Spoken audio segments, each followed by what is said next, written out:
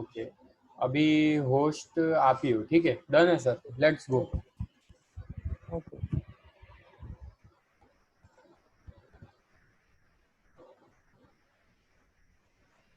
आई think 14 students आ गए।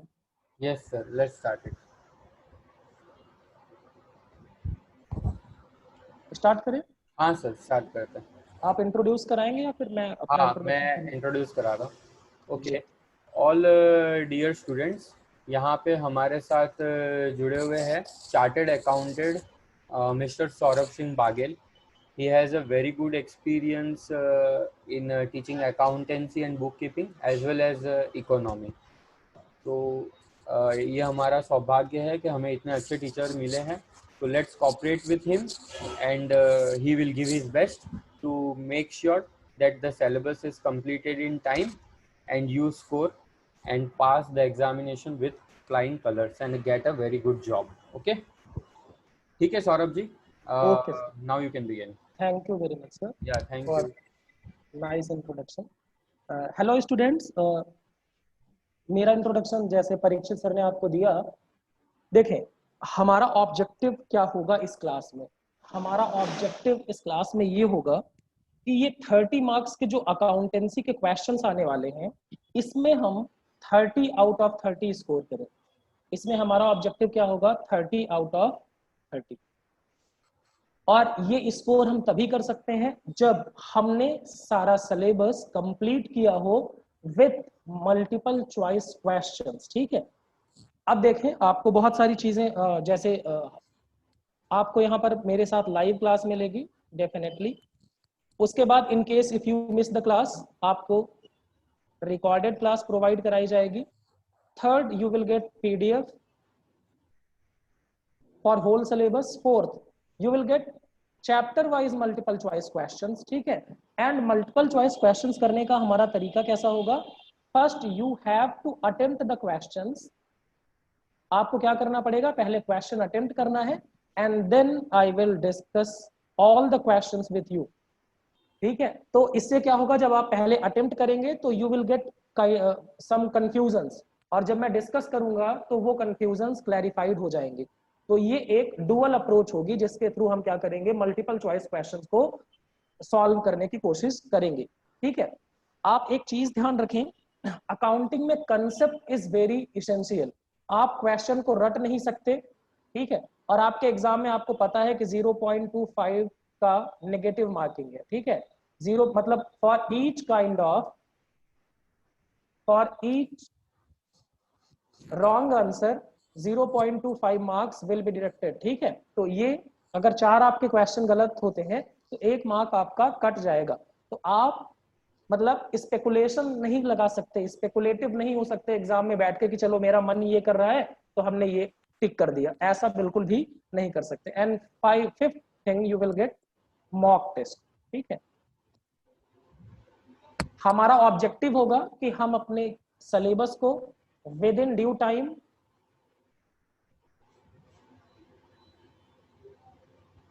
And effectiveness complete करें। ठीक है, विद इफेक्टिवनेस हम कंप्लीट करें विद इन ड्यू टाइम, क्योंकि आपका एग्जाम प्रोबेबली दिसंबर में होने वाला है।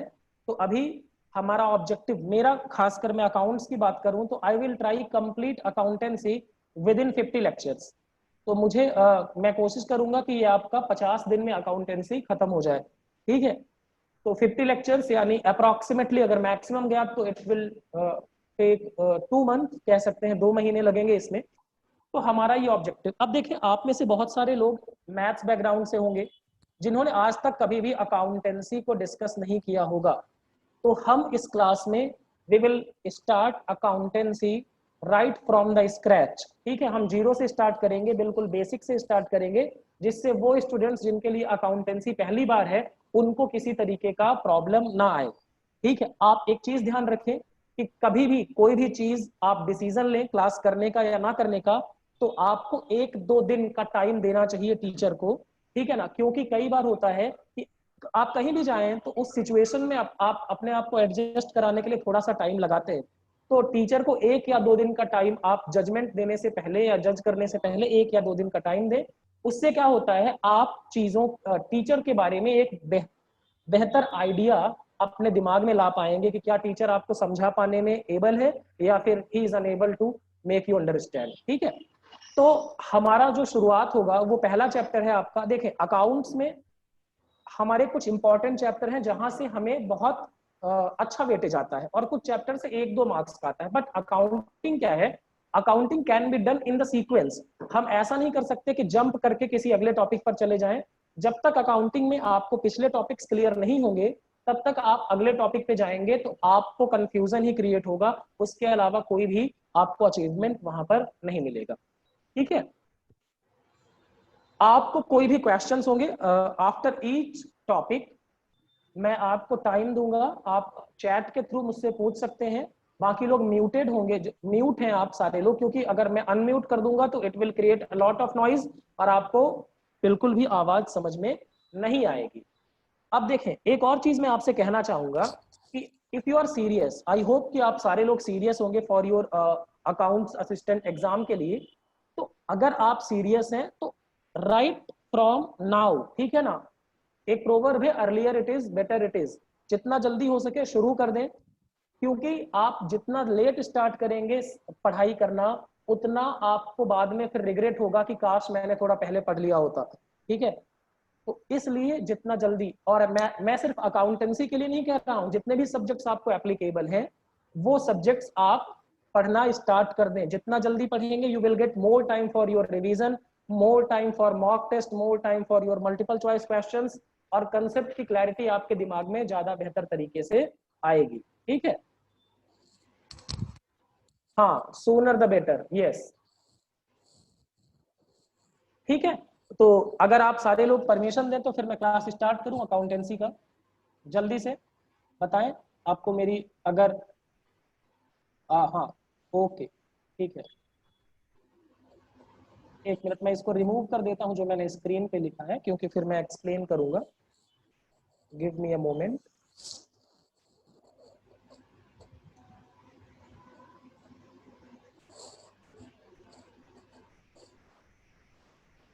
एंड हम पूरी क्लास में, ऐसा नहीं है कि हम बोरिंग लेक्चर लेंगे, ठीक है, पुराने टीचर्स की तरह कि भैया आप कुछ नहीं, हम बिल्कुल एक जॉली माहौल में पढ़ेंगे जहां हंसते हुए पढ़ना है हमें। एंड अगर आप मेरा सपोर्ट करेंगे, अगर आप मेरे साथ कोऑपरेट करेंगे तो डेफिनेटली ये क्लास बहुत एंजॉयबल होने वाली है आपके लिए।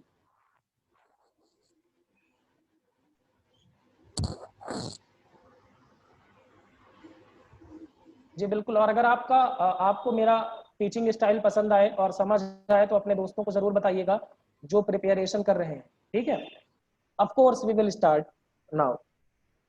सो पहला चैप्टर है आपका introduction to financial accounting and it terms. देखें, ये चैप्टर 3 पार्ट्स में हमने डिवाइड किया है।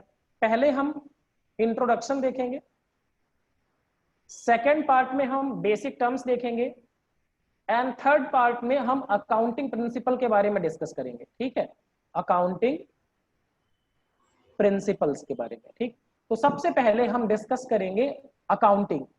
देखें, कोई भी सब्जेक्ट पढ़ने से पहले आपके दिमाग में ये सवाल आना चाहिए कि क्यों, व्हाई, व्हाट इज अकाउंटिंग, क्यों हम अकाउंट पढ़ रहे हैं, क्या पर्पस होगा अकाउंटिंग का, कोई बता सकता है आपको? देखिए, ऑनलाइन क्लास का सक्सेस स्टूडेंट्स और टीचर दोनों पर डिपेंड करता है। मैं जो आपसे सवाल पूछूंगा आपको रिप्लाई करना है। आपको इस बात से बिल्कुल भी नहीं डरना है कि द आंसर इज राइट और wrong, that I will decide कि आप सही हैं या गलत। आप मतलब क्या बोलते हैं उसको, विदाउट एनी फियर आप क्या करें, रिप्लाई करें। ठीक है, बैड लायर कह रहे हैं कि भैया to know whether we are profit and loss, बिल्कुल सही जवाब है आपका। अजान वानी कह रहे हैं to record the transactions, okay. और बाकी लोग भी बताएं जल्दी, I am waiting for your reply, please जल्दी से। अगर आप रिप्लाई करेंगे तो इससे मेरा भी क्या बोलते हैं इफिशियंसी बहुत ज्यादा आगे रहेगी। ठीक है, चलिए देखें, अकाउंटिंग करते हैं, वेरी गुड। जो जवाब दिया कि हम बिजनेस क्यों करते हैं, सबसे पहले देखो, आपके दिमाग में अकाउंटिंग तब करेंगे जब आपका कोई बिजनेस होगा। ठीक है, और बिजनेस हम क्यों करते हैं, बिजनेस हम करते हैं प्रॉफिट कमाने के लिए। बिजनेस क्यों करते हैं? To earn profit. बिजनेस का एक प्राइमरी ऑब्जेक्टिव होता है प्रॉफिट कमाना, ठीक है। We want to earn profit, इसलिए हम बिजनेस स्टार्ट करते हैं। बिजनेस का ऑब्जेक्टिव समाज सेवा नहीं होता कि भैया हम बिजनेस करके भैया सबकी हेल्प करेंगे, नहीं। बिजनेस का ऑब्जेक्टिव क्या होता है? प्रॉफिट कमाना, ठीक है। अब बताओ, हमने एक बिजनेस स्टार्ट करा और बिजनेस स्टार्ट किया और बिजनेस स्टार्ट किए 1 साल हो गए। अब 1 साल बाद जैसे होता है ना कि आप क्या करते हैं, आप स्कूल में पढ़ते थे तो आपका पूरे साल आप पढ़ाई करते थे and at the end of the year आपका एनुअल एग्जाम होता था। एग्जाम तो क्वार्टरली और हाफ ईयरली भी होते रहे होंगे। एनुअल एग्जाम की बात करते हैं, क्यों ये एग्जाम क्यों होता था? जिससे आपका असेसमेंट किया जा सके कि आप कितने, मतलब आपने कितने अच्छे से पढ़ाई की है, आपका परफॉर्मेंस क्या है, ठीक है। और पूरे साल के आपके रिकॉर्ड्स रखे जाते थे, क्वार्टरली में क्या किया आपने, हाफ ईयरली में क्या किया, और किस तरीके से आपने असाइनमेंट में परफॉर्म किया, सारी चीजें रिकॉर्ड कर दी जाती थी, जिससे फाइनली आपके बारे में बताया जा सके कि आप एक अच्छे स्टूडेंट हैं या एवरेज स्टूडेंट हैं या पुअर स्टूडेंट है, ठीक है। तो इसी तरीके से बिजनेस क्या होता है? बिजनेस प्रॉफिट अर्न करने के लिए किया जाता है। तो at the end of the year, जब 1 साल फिनिश हो जाएगा, तो हमारे दिल में ये ख्याल आएगा कि हमने ये बिजनेस करके प्रॉफिट कमाया या लॉस कमाया। देखो, कोई भी बिजनेस प्रॉफिट के लिए स्टार्ट किया जाता है, लेकिन कई बार लॉस हो जाता है, ठीक है। हमने बहुत अच्छे इंटेंशन के साथ काम शुरू किया, लेकिन लॉकडाउन हो गया। अब लॉकडाउन हो गया तो हमारे सेल कुछ भी नहीं हुई, तो हमें लॉस हो जाएगा, ठीक है। हम डिस्कस करेंगे what is profit, what is loss. बस एक लेमैन लैंग्वेज में आप समझ लीजिए, एक आम आदमी की लैंग्वेज में आप समझें कि प्रॉफिट यानी जब हम पैसे कमा रहे हैं और लॉस जब हमें नुकसान हो रहा है, ठीक है। तो बिजनेस की बात करें, अब देखो, साल के आखिरी में हमारे मन में ख्याल आएगा, हमारे मन में क्या ख्याल आएगा कि भैया बताओ इस बिजनेस से हमें प्रॉफिट हुआ या फिर लॉस हुआ। अब अगर हमने अकाउंटिंग की ही नहीं है, कुछ रिकॉर्ड किया ही नहीं है, कुछ लिख के रखा ही नहीं है, तो हमें पता ही नहीं चलेगा, हमें कुछ भी पता नहीं चलेगा कि भैया प्रॉफिट हुआ या लॉस हुआ। तो इसलिए अकाउंटिंग करना बड़ा जरूरी है। दूसरा, अकाउंटिंग में मान लो बिजनेस में बहुत सारे चीजें हम क्रेडिट पे परचेस करेंगे, क्रेडिट यानी उधारी, क्रेडिट पर परचेस करेंगे एंड क्रेडिट पर सेल करेंगे। अब परचेस करेंगे तो लिख के रखेंगे, अगर नहीं तो हमें भूल जाएगा कि किससे परचेस किया। डेली अगर 10 लोगों से परचेस करते हैं तो आप क्या इन चीजों को अपने मेमोरी में फीड करके रख सकते हैं?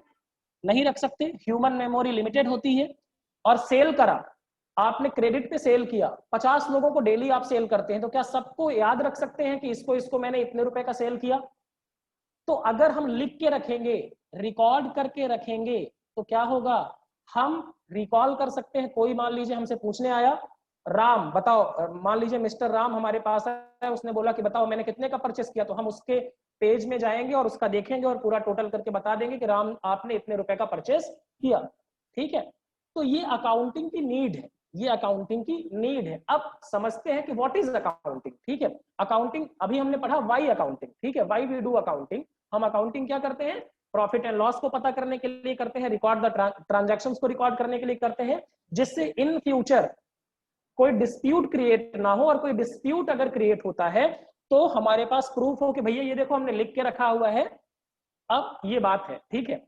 अब अकाउंटिंग की बात करते हैं, ठीक है ना। What is accounting? तो मीनिंग ऑफ अकाउंटिंग की अगर हम बात करें, देखिए अकाउंटिंग को डिफाइन करने के लिए ना बहुत सारी चीजें, आप किसी भी बुक में जाएंगे, हो सकता है आपको अलग डेफिनेशन मिले, ठीक है। अलग अलग ऑथर अपने अपने अकॉर्डिंग, जैसे आप मान लीजिए कि यहाँ पर एक पर्सन है अजान वानी। अब ये पर्सन जो है ना, ये तो है अजान वानी, लेकिन इनको डिफाइन करने का तरीका लोगों का अलग हो सकता है। किसी के लिए ये अच्छे हो सकते हैं, किसी के लिए बुरे हो सकते हैं, किसी के लिए कैसे भी हो सकते हैं। तो अकाउंटिंग को डिफाइन करने का ऑथर्स का नजरिया अलग अलग है, बट अकाउंटिंग इज सेम, ठीक है। डिफाइन करने की बातें अलग अलग हैं।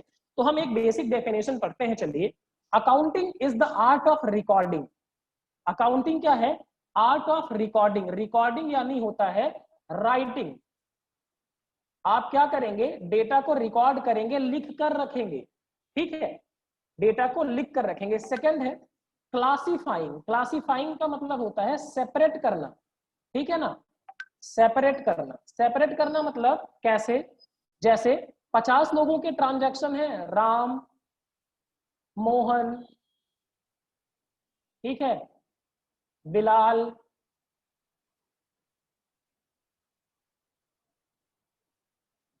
रहमान, ठीक है। ये सारी चीजें क्या है, क्लासिफिकेशन। क्लासिफिकेशन जैसे हम एक हर पर्सन को क्लासिफाई कर देंगे, हर पर्सन को सेपरेट कर देंगे, ये है आपका क्लासिफिकेशन। समराइजिंग, समराइजिंग का मतलब होता है, आप समझ लें कि बैलेंस पता करना। क्या पता करना, बैलेंस। जैसे राम ने 1000 का गुड्स परचेस किया, ठीक है, और उसने हमें कैश पेमेंट किया 200 का। कितने का पेमेंट किया, 200 का। तो हम पूछेंगे कि उसका बैलेंस कितना बचा है, तो आप बताएंगे कि राम का बैलेंस पेमेंट बचा है 800 का। तो ये कैसे आपने पता किया, ये पता किया थ्रू समराइजिंग, ठीक है। उसके बाद summarising the economic information. Economic information मतलब ऐसी इंफॉर्मेशन, एक मिनट, ऐसी इंफॉर्मेशन जो कि बिजनेस से रिलेटेड है, जो कि बिजनेस से रिलेटेड, ठीक है। इन अ सिग्निफिकेंट मैनर, एक अच्छे मैनर में, एक इंपॉर्टेंट तरीके से, एक क्या बोलते हैं, सिस्टमैटिक मैनर में। इन टर्म्स ऑफ मनी, डेफिनेटली देखो, अकाउंटिंग सिर्फ उसी की करते हैं जो पैसे में रिप्रेजेंट किया जा सके, that can be measured in terms of money, ठीक है। इसको बोलते हैं मेजरमेंट। आप किसी भी चीज को, जैसे मैंने यहां बोला राम ने गुड्स परचेस किया, तो परचेस किया ₹1000 का, ठीक है ना, उसने पेमेंट किया ₹2000, उसका बैलेंस अमाउंट है ₹200 एंड बैलेंस अमाउंट है ₹800। तो ये क्या है, इन टर्म्स ऑफ मनी। कोई भी चीज, जैसे समझना एक चीज कि राम की शादी हो गई, राम की शादी हो गई, तो उसका बिजनेस से क्या लेना देना, उसका बिजनेस से क्या लेना देना। शादी can not be measured in terms of money. Ram का एक्सीडेंट हो गया, that can not be measured in terms of money, ठीक है। ट्रांजैक्शंस एंड इवेंट्स, किसको रिकॉर्ड करना है, ट्रांजैक्शंस एंड इवेंट को। अब ट्रांजैक्शन एंड इवेंट को समझना, देखो, performance of any activity, performance of any activity is transaction, ठीक है। कोई भी एक्टिविटी परफॉर्म करना ट्रांजैक्शन कहलाएगा, एंड आउटकम ऑफ एक्टिविटीज यानी रिजल्ट, एक्टिविटीज का रिजल्ट या कंसिक्वेंस कहलाएगा इवेंट। क्या कहलाएगा, इवेंट। जैसे समझना, मैंने सेल किया 10,000 का, मैंने परचेस किया 8,000 का। तो ये दो मैंने एक्टिविटी परफॉर्म की, activity of sales and activity of purchase. अब मुझे क्या हुआ, 2000 का प्रॉफिट हो गया, that profit is result, the profit is result. तो these are activities, sales activity है, परचेस एक्टिविटी है, लेकिन what is the outcome of these activities, that is profit, is event, ठीक है। जैसे आप सारे लोग पढ़ाई कर रहे हैं, यू ऑल आर स्टडीइंग, ठीक है ना, to crack the accounts assistant exam, सारे लोग प्रिपेयर कर रहे हैं। तो आप समझना, आप सारे लोग प्रिपेयर कर रहे हैं, तो you are performing an activity. आप क्या कर रहे हैं, एक्टिविटी परफॉर्म कर रहे हैं, मतलब you are doing a transaction, you are entering into a transaction. लेकिन आपका रिजल्ट आता है और आप सेलेक्ट हो जाते हैं। भगवान करे सारे लोग सेलेक्ट हो जाएं, लेकिन अनफॉर्चुनेटली अगर कुछ लोग सेलेक्ट नहीं होते हैं, तो देखो, आउटकम ऑफ एक्टिविटी, या तो कुछ लोग पास होंगे या कुछ लोग फेल होंगे, ठीक है। जो लोग पास होंगे वो भी रिजल्ट है, जो फेल होंगे वो भी रिजल्ट है, एंड रिजल्ट का आना ही, result of the activities will be known as event, ठीक है। फिर which are of financial character. Financial character का मतलब ऐसे पैसे से रिलेटेड बातें। कैसी बातें, पैसे से रिलेटेड बातें। फाइनेंशियल यानी it is all about money, and interpreting the result thereof. और जो रिजल्ट आया, जैसे ये प्रॉफिट आया 2000 का या फिर लॉस आया, तो वी विल इंटरप्रेट। इंटरप्रेट का मतलब क्या होता है, कंक्लूजन निकालना। इंटरप्रेट का क्या मतलब होता है, कंक्लूजन निकालना। अब मान लीजिए कि एक बिजनेस है 10 साल से लॉस में ही चल रहा है, एक बिजनेस है 10 साल से लॉस में चल रहा है, तो वी कैन टेक कंक्लूजन कि भैया ये बिजनेस जो है आगे प्रॉफिट में नहीं चलेगा, तो हम डिसीजन ले सकते हैं कि भैया इस बिजनेस को बंद कर देते हैं। और अगर बिजनेस बहुत अच्छा प्रॉफिट में चल रहा है, तो we can take a decision कि भैया इस बिजनेस की एक और ब्रांच ओपन कर लेते हैं। तो ये अकाउंटिंग की एक बेसिक डेफिनेशन है ठीक है, तो art of recording, classifying, summarising, किसको इकोनॉमिक इंफॉर्मेशन, किस तरीके जिसको इन टर्म्स ऑफ मनी हम रिप्रेजेंट कर सके, अकाउंट्स एंड इवेंट्स को रिकॉर्ड किया जाएगा जो फाइनेंशियल कैरेक्टर के होंगे।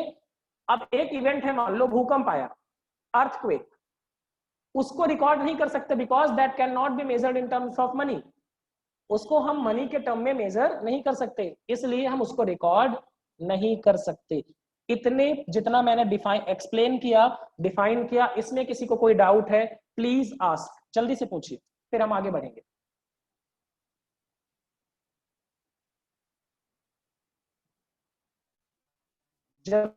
जल्दी से feel free to ask any doubt, आपको जो भी डाउट है आप पूछ लें, जल्दी से सारे लोग रिस्पॉन्ड करेंगे। Which type of event is measured, ऐसे इवेंट जिनको हम मॉनेटरी टर्म में मेजर कर सकते हैं उनको ही हम लिखेंगे, ठीक है। इवेंट तो कुछ भी हो सकता है, बट ऐसे events which can be measured in terms of money, yes, profit and loss can be measured, आपके पास अनसोल्ड स्टॉक बचा है उसको आप मेजर कर सकते हैं, ठीक है। Any outcome which can be measured in terms of money उसको हम कहेंगे इवेंट, ठीक है, यस ऑफ कोर्स, डेफिनेटली। देखो अकाउंट्स में सिर्फ उन्हीं की बात करेंगे जिसकी कोई मनी वैल्यू होगी, जिसकी कोई मॉनेटरी वैल्यू होगी उसी की बात हम करेंगे, अदरवाइज हम कोई और बात नहीं करेंगे।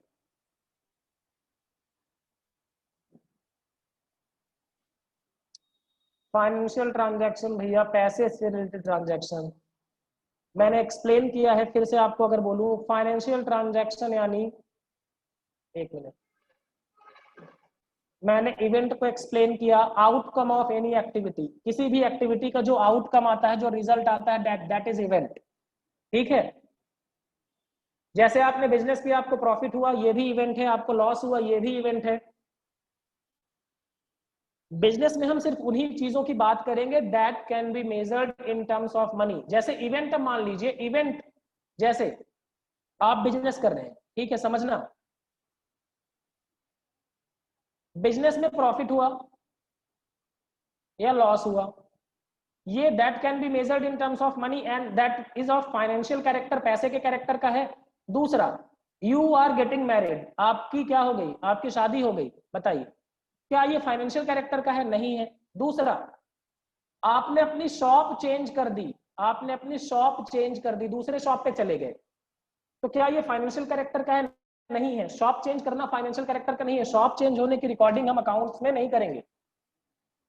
Is it clear now? सात तवसीफ क्लियर है? ओके फाइन, ठीक है, तो हम आगे चले, आप प्रोसेस ऑफ अकाउंटिंग को डिस्कस करते हैं,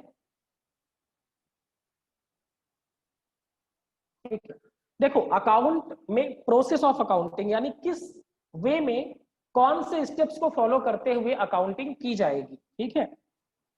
तो प्रोसेस ऑफ अकाउंटिंग में सबसे पहला है काम आइडेंटिफिकेशन, यानी आइडेंटिफाइंग द फाइनेंशियल ट्रांजैक्शंस, ठीक है। आइडेंटिफाइंग द फाइनेंशियल ट्रांजैक्शन, सबसे पहला काम you have to identify the transaction, ठीक है, whether the transaction is of financial in nature और नॉन फाइनेंशियल इन नेचर। कैसे समझे, फाइनेंशियल इन नेचर और नॉन फाइनेंशियल इन नेचर कैसे, मतलब बिजनेस से रिलेटेड चीज है, whether the transaction is related to business or personal nature transaction। अब अगर बिजनेस से रिलेटेड ट्रांजैक्शन है that will be entered into the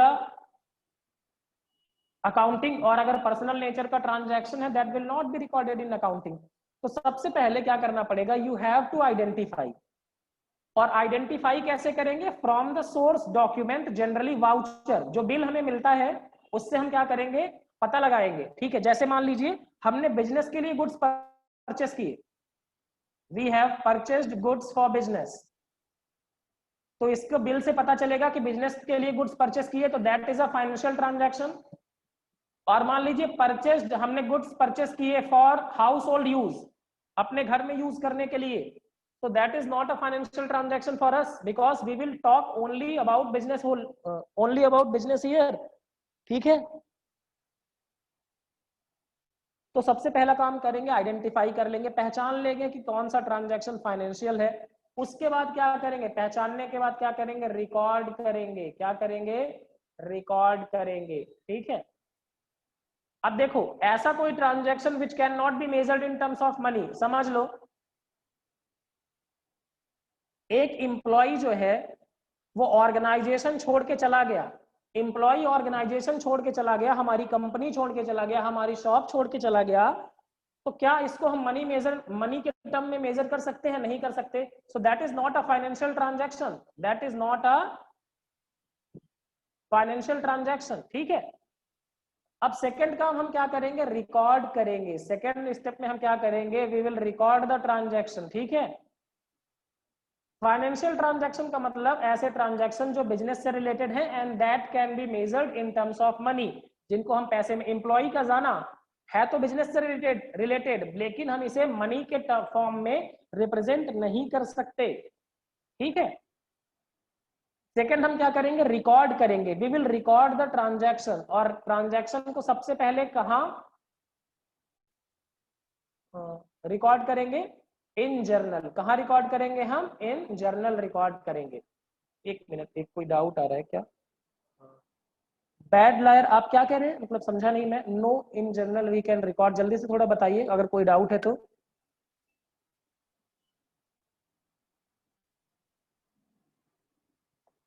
जल्दी से बताइए कोई डाउट है तो।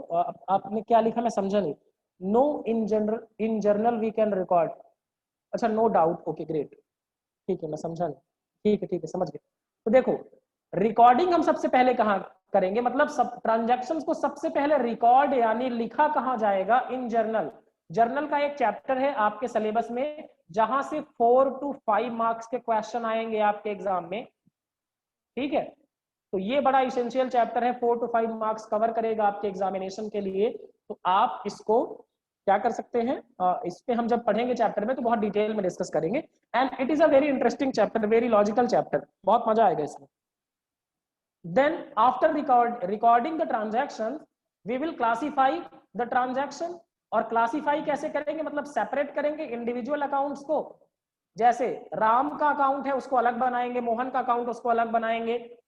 ठीक है, जो भी जितने भी पर्सन के अकाउंट होंगे, जो भी अकाउंट्स होंगे, सबको हम क्या करेंगे, क्लासीफाई करेंगे। और जब क्लासीफाई करते हैं तो that is known as laser.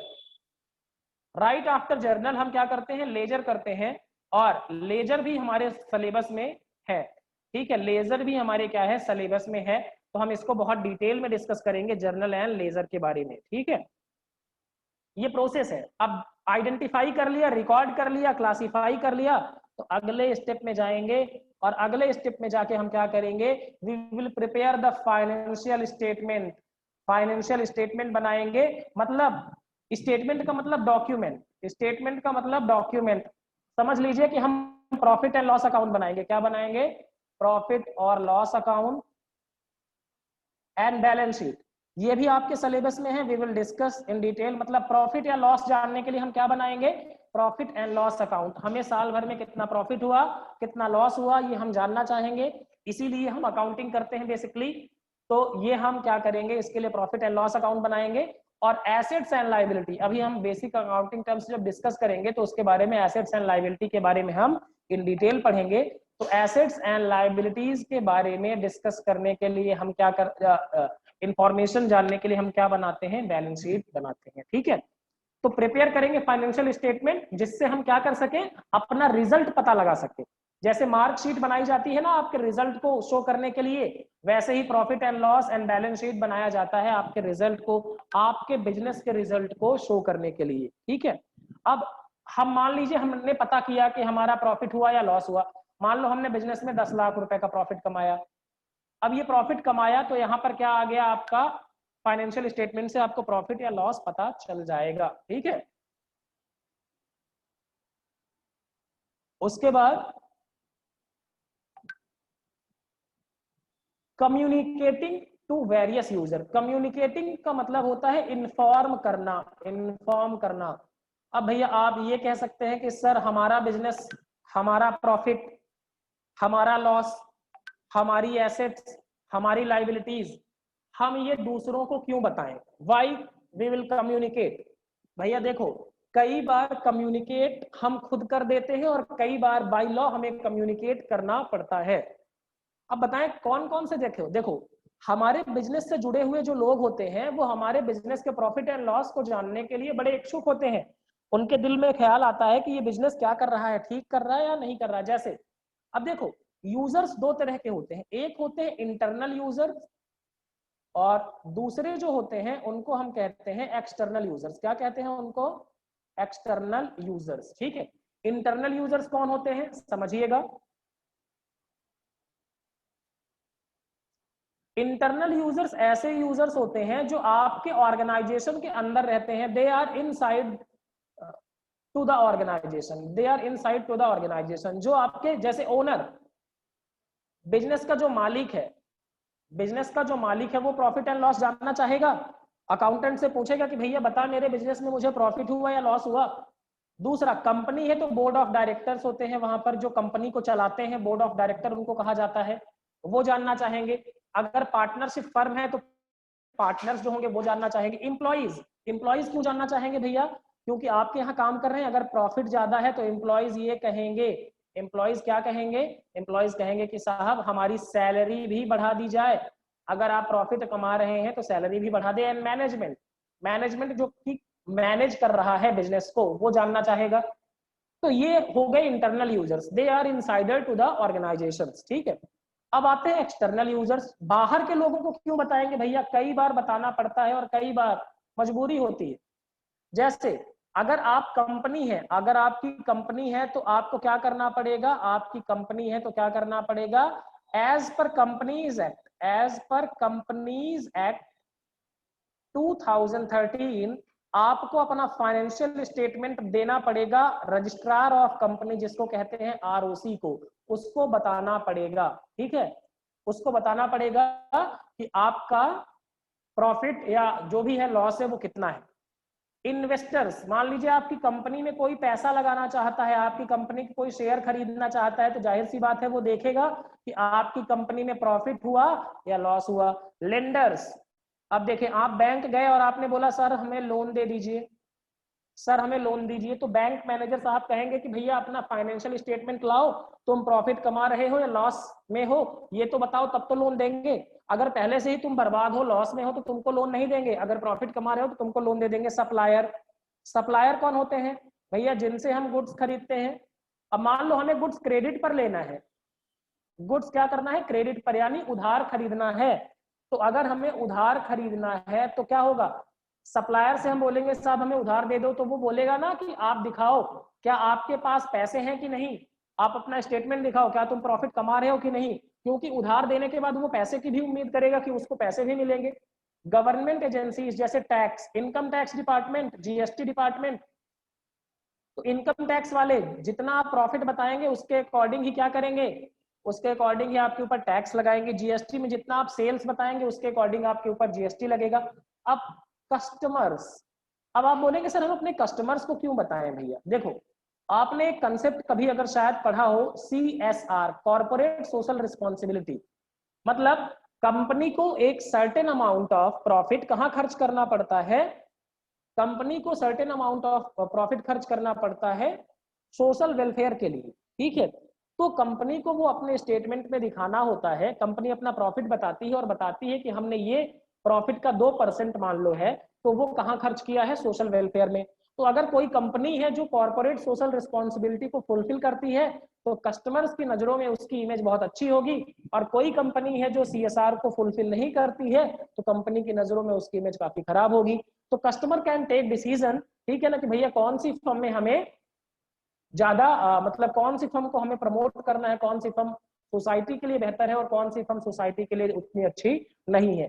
तो इस तरीके के यूजर्स होते हैं जो अब यूजर क्या होते हैं? देखो, यूजर्स जो हम कम्युनिकेशन जब करते हैं, कम्युनिकेट करते हैं इंफॉर्मेशन, तो यूजर इंफॉर्मेशन को यूज करते हैं, ठीक है, टू टेक डिसीजन। जैसे इन्वेस्टर है वो देखेगा कंपनी अच्छी प्रॉफिट मेकिंग है, कंपनी है तो वो क्या करेगा? इन्वेस्ट करेगा। लेंडर देखेगा कंपनी के पास अच्छे एसेट्स है, प्रॉफिट भी कमा रही तो उधार देगा। सप्लायर, गवर्नमेंट एजेंसीज देखेंगे कि टैक्स कितना लगाना है, प्रॉफिट अगर है तो टैक्स लगाएंगे, लॉस है तो टैक्स नहीं लगाएंगे। तो यूजर्स क्या करते हैं, on the basis of information they take decisions, ठीक है। यूजर्स क्या करते हैं, डिसीजन लेते हैं। इंटरनल जो यूजर्स होते हैं वो कंपनी के इंटरनली डिसीजन लेते हैं, और एक्सटर्नल यूजर जो होते हैं वो अपने लिए डिसीजन लेते हैं। अब इस प्रोसेस ऑफ अकाउंटिंग में किसी को कोई डाउट है तो जल्दी से बताइए, जल्दी से बताइए।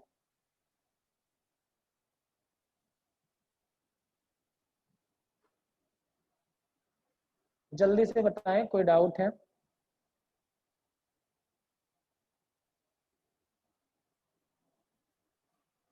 वेट फ्यू सेकेंड, मैं थोड़ा पानी पी लूं, है ना, 1 मिनट। हाँ,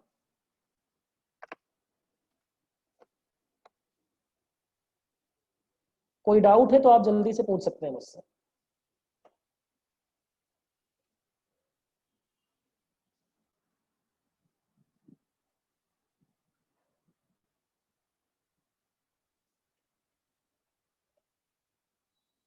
ओके, ठीक है, चलिए अब हम आगे कुछ चीजें डिस्कस कर लेते हैं।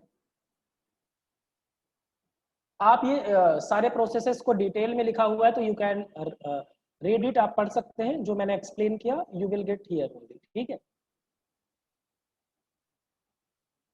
जैसे पहला जो स्टेप था, identifying, recording, classifying, summarising and communicating. Now we will discuss objectives of accounting. What are the objectives of accounting? Objectives मतलब अकाउंटिंग करने का उद्देश्य क्या है, पर्पस क्या है, ठीक है। तो पहला है systematic recording of transactions. Systematic recording of transactions का मतलब क्या है?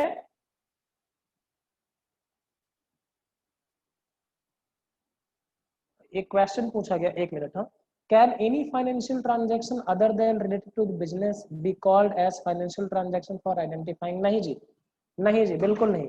जो बिजनेस से रिलेटेड फाइनेंशियल ट्रांजैक्शन है वही आएगा।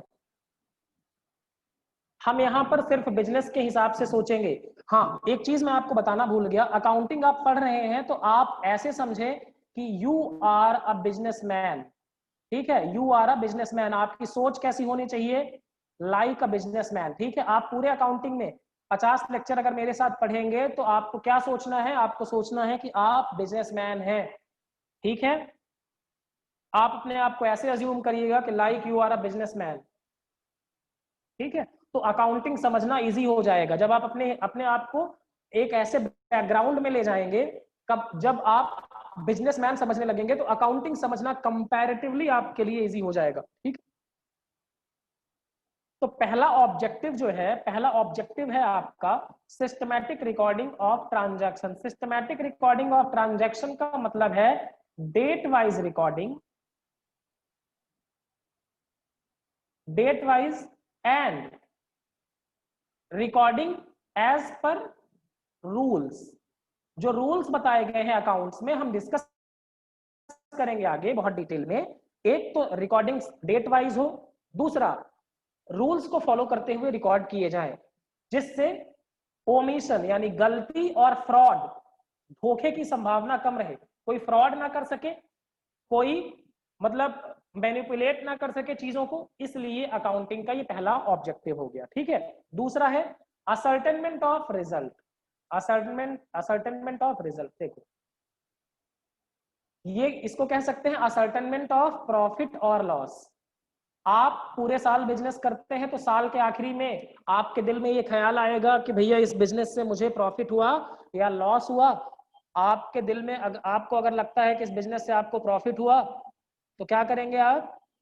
अगर आपको लगता है इस बिजनेस से प्रॉफिट हुआ तो फ्यूचर में आप इस बिजनेस को क्या करेंगे, आगे बढ़ाने के बारे में सोच सकते हैं। और अगर लॉस हुआ तो आप इस बिजनेस को बंद करने के बारे में सोच सकते हैं, या सोच सकते हैं कि लॉस क्यों हुआ भैया, उस प्रॉब्लम को दूर करने के बारे में डिस्कस कर सकते हैं। तीसरा है असर्टेनमेंट ऑफ फाइनेंशियल पोजीशन। ये क्या है, देखो फाइनेंशियल पोजीशन यानी हमारी फाइनेंशियल सिचुएशन कैसी है, मतलब what assets we have and what liabilities we have. हमारे पास कितना एसेट्स है, एसेट्स यानी हमारे पास अभी समझ लो, समझने के लिए समझ लो कितना पैसा है, कितनी मशीनरी है, कितनी बिल्डिंग है। और लायबिलिटीज यानी हमारे पास अभी करेंटली कितना ऑब्लिगेशन है।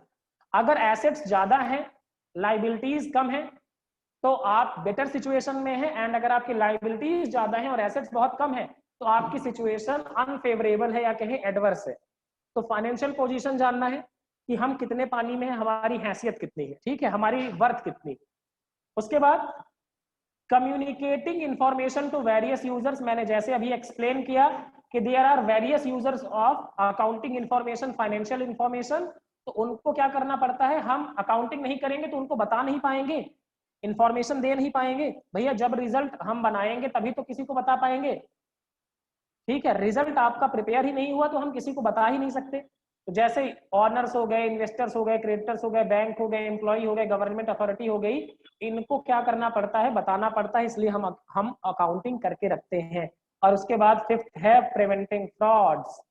देखो मान लो अगर हम अकाउंटिंग नहीं करते तो आपके यहाँ कैशियर है एक, अब कोई हिसाब किताब नहीं है, तो क्या हुआ, 10,000 रुपए आए और कैशियर ने आपको क्या बताया कि हमें आया है सिर्फ 8,000 रुपए, कैशियर ने 2,000 रुपए क्या कर लिए, चुरा लिए। अब बताओ, क्योंकि कोई हिसाब किताब नहीं है तो it is very easy for cashier to theft money, चुराना बहुत आसान है। लेकिन अगर हम सारी चीजें रिकॉर्डेड होती, लिख के होती कि भाई 10,000 रुपीज बिजनेस में आए हैं, तो क्या होता, कैशियर ये 2,000 रुपीज को स्टील नहीं कर सकता था, चुरा नहीं सकता था। तो ये हो गए आपके, मतलब फ्रॉड से बचाने के लिए बहुत जरूरी है कि हम अकाउंटिंग करके रखें, प्रॉपर एंड रेगुलर रिकॉर्ड बनाए, सिस्टमैटिक रिकॉर्ड बनाए। तो these are the objectives of accounting. किसी को किसी भी पॉइंट में कोई डाउट है, फील फ्री टू आस्क, जल्दी से पूछे।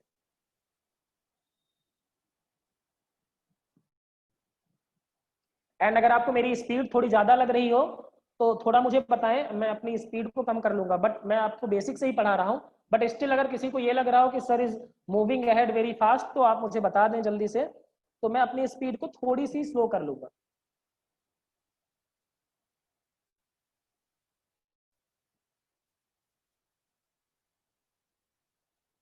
एंड ओके,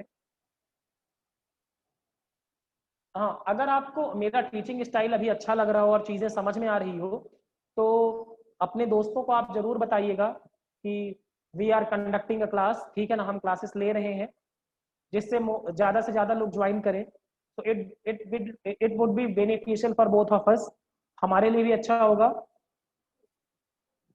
एंड आपके लिए भी अच्छा होगा, क्योंकि देखो अगर ज्यादा लोग ज्वाइन करते हैं तो they will have different kind of doubts, और वो डाउट आपके दिमाग में हो सकता है नहीं आया हो।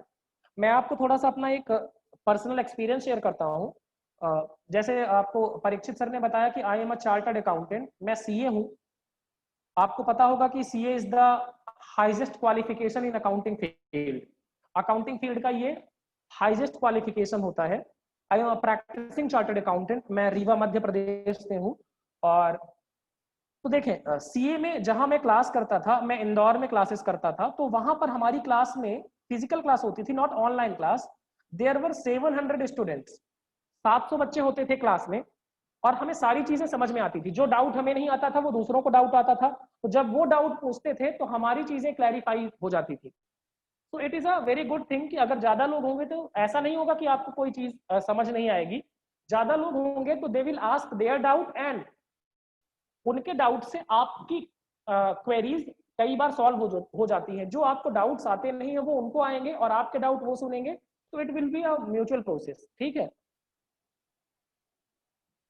That also gives birth to extra competition. Yes, आप देखिए, healthy competition is a very good thing. अगर आप कॉम्पीट नहीं करेंगे तो आप बहुत पीछे रह जाएंगे, ठीक है। अगर आप कॉम्पीट नहीं करेंगे तो आप बहुत पीछे रह जाएंगे, ये बात आप समझें। आप देखें अप्रोक्सीमेटली 1900 वैकेंसीज हैं अकाउंट असिस्टेंट की, और बहुत सारे लोग पेपर देंगे। तो you have to be in competitive spirit, आपको एकदम जी जान लगा देनी है। और एक चीज मैं आपसे कहना चाहूंगा कि आप ऐसे समझे कि अभी नहीं तो कभी नहीं, इस अकाउंट असिस्टेंट के पेपर को मुझे एट एनी कॉस्ट क्लियर करना है। जितनी भी जान है सभी इसमें लगा दीजिए। 3 महीने के लिए आप भूल जाइए कि आपके पास और भी कोई प्रायोरिटी में काम है, आप इस पे सारा जान लगा दीजिए और कोशिश करके देख लीजिए, you will get a very good result, ठीक है।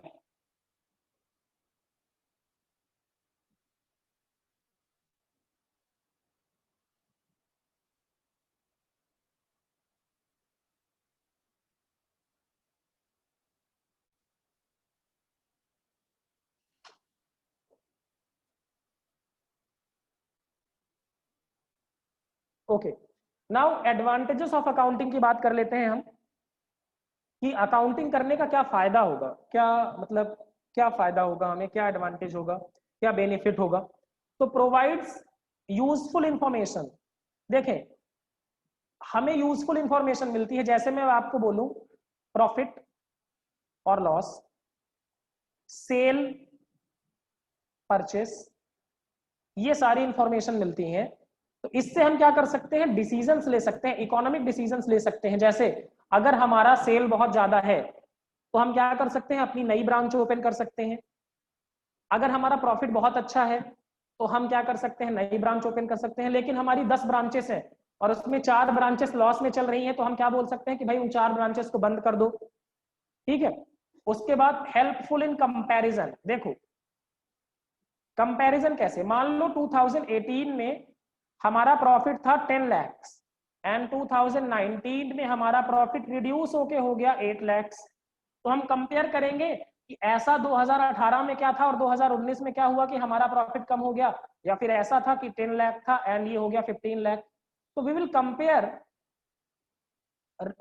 Data of 1 year from another year. ठीक है। या फिर हम कंपेयर कर सकते हैं अपने फर्म का डेटा दूसरे फर्म से। ठीक है। तीसरी बात क्या है, इंफॉर्मेशन अबाउट फाइनेंशियल पोजीशन। मैंने आपको बताया था अभी कि आपको कितना क्या पता चलता है अकाउंटिंग से, आपके पास कितने एसेट्स हैं, आपके पास कितनी लाइबिलिटीज हैं। ठीक है, मतलब कितनी आपके पास प्रॉपर्टीज हैं, कितनी आपके पास ऑब्लिगेशंस हैं।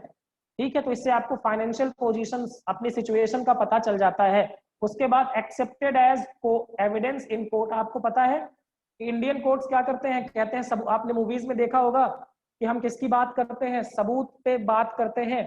तो सबूत लाओ, तो एविडेंस। आपने मान लीजिए किसी से ट्रांजैक्शन किया और कोई रिकॉर्डिंग ही नहीं है, कुछ भी लिख के नहीं रखा हुआ है, तो आप, वो आदमी बोल देगा कि मैंने तो ऐसे, मान लो आपने किसी को लोन दिया, अब लोन दिया 5 लाख रुपए का, 5 लाख रुपए का लोन दिया और आपने रिकॉर्ड कहीं किया ही नहीं, लिख के कहीं रखा ही नहीं, तो कल को वो आदमी मना कर देगा कि साहब मैंने तो आपसे लोन लिया ही नहीं।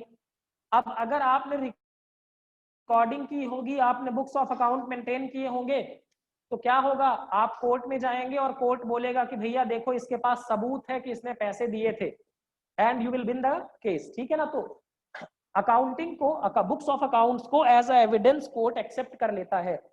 And helpful in determination of tax liability.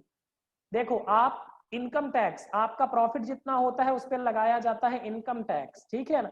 हालांकि सेल्स टैक्स एंड वैट अब फिनिश हो गए हैं, एक्साइज ड्यूटी भी कुछ हद तक बचा है। यहाँ पर आता है GST, goods and service tax. ठीक है। तो आपका सेल जितना होता है उस पर लगता है क्या, जीएसटी, यानी सप्लाई जितना आप करते हैं उस पर लगता है जीएसटी। तो जितना आप अकाउंटिंग में बताएंगे कि आपका प्रॉफिट इतना हुआ, on the basis of your result the tax will be imposed. तो ये है आपका एडवांटेजेस ऑफ अकाउंटिंग। इसमें किसी को कोई डाउट है तो जल्दी से पूछिए, जल्दी से पूछे।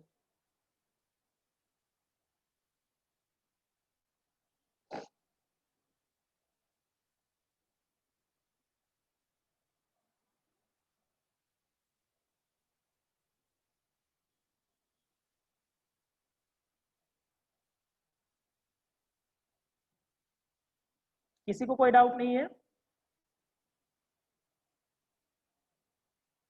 ओके ठीक है, तो आज की क्लास हम इतनी ही रखेंगे, कल से हम इसके आगे डिस्कस करेंगे। मैं आपको एक ग्लिम्स दिखा देता हूं कि किस तरीके के क्वेश्चंस आपको मिलेंगे। जैसे ये पार्ट हमने फिनिश किया तो you will gate questions like this. आपको पहले ये क्वेश्चन खुद अटेम्प्ट करने हैं और उसके बाद मैं क्वेश्चन खुद सॉल्व कराऊंगा। ठीक है। कोर्ट्स मींस भैया, कोर्ट मतलब कोर्ट ऑफ लॉ, जहां पर आप क्या कर सकते हैं, किसी के अगेंस्ट केस फाइल कर सकते हैं।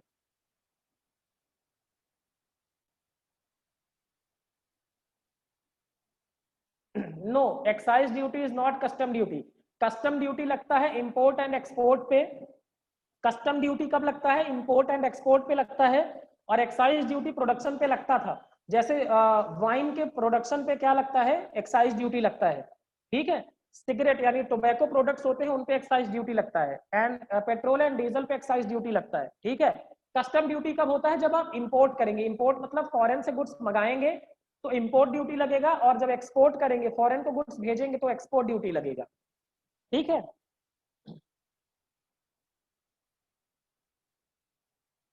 तो ये क्वेश्चंस जो आपको दिख रहे हैं, इस तरीके के क्वेश्चंस आपको मिलेंगे।